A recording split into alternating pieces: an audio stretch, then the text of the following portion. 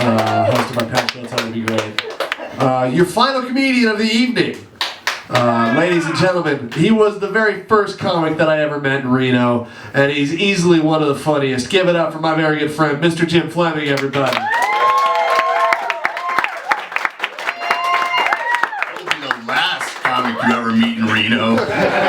It smells like absinthe so much in here right now. Oh my gosh, it's awesome. We got absinthe, we've got paintings of jazz music. It's like we're in 1920s Paris.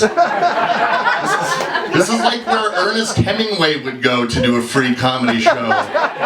Next to a purple alien paper mache woman. Exactly. Oh, how are you doing, Gertrude Stein? Know how I know she's a lady? Because clearly the only part of this project the artist put any effort into are the nice C-cup breasts. Right there, paper mache. How's it going? How are you doing? What's it like in space? Is it cold? Is it lonely? Maybe you need a space heater. Because we have one here in this performance space / storage area. Yeah, how you doing? You wanna get lucky? And by lucky I mean see if we can use food stamps to buy pre-made pizza. That's like a 50-50. What are you doing down here on Earth? Do you want to go where the people go? Do you want to see them dancing? Walking around on those, what do you call them? Feet. Yeah, this is great. I asked Pat the bartender, didn't absinthe used to make people hallucinate? She's like, only if you're a giant puss.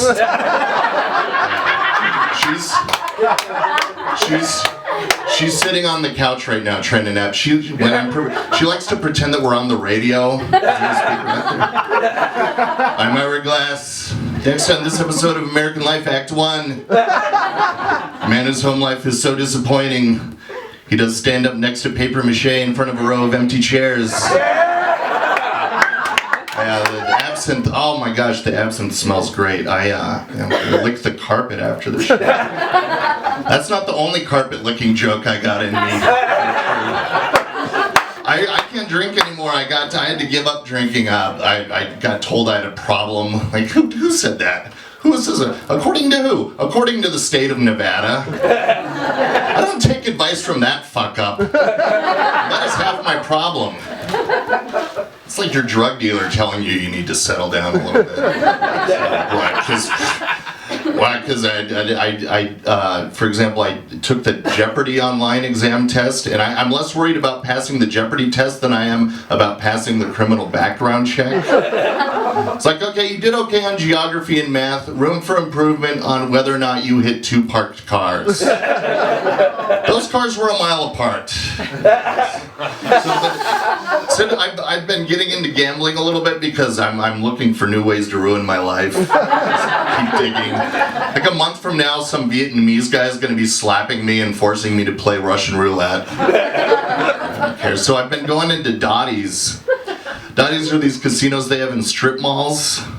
It's like Satan's waiting room. So there are these casinos that fit really nicely between an Arby's and a Supercuts.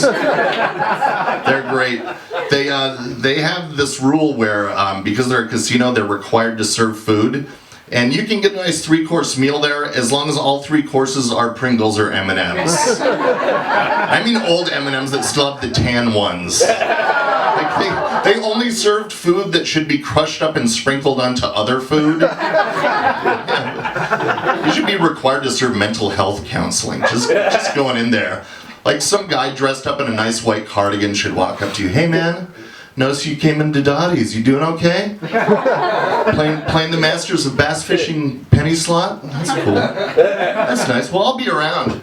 Or until you're out of your 18 nickels. The funny thing about Dottie's is that if you go in there after dark, you have to ring a doorbell to get in, just in case. Which leads me to my favorite game. How bad do you have to look to not be let into Dottie's?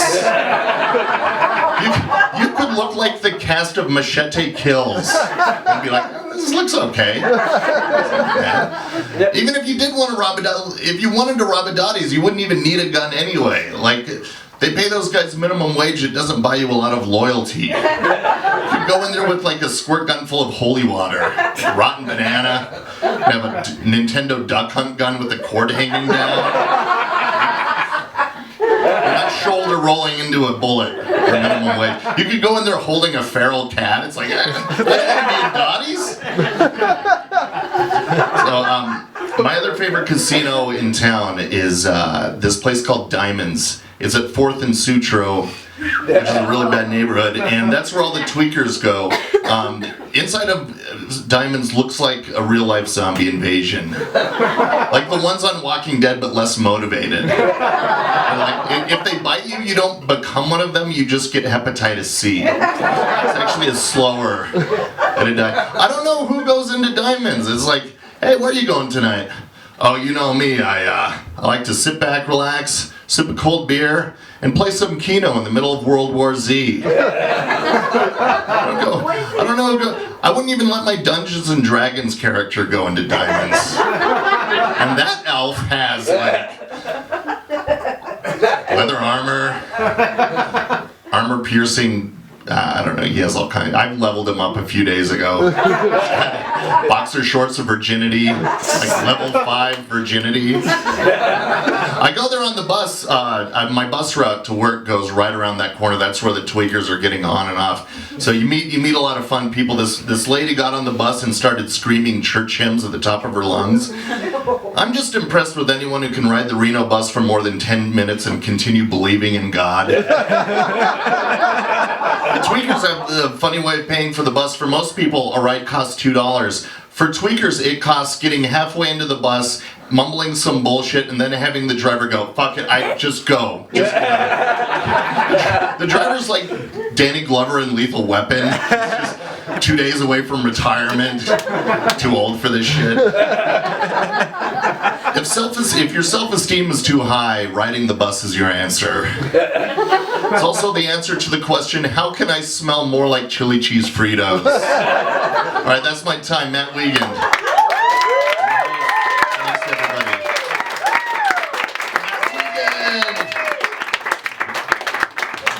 Keep it going for Jim Flemming, everybody.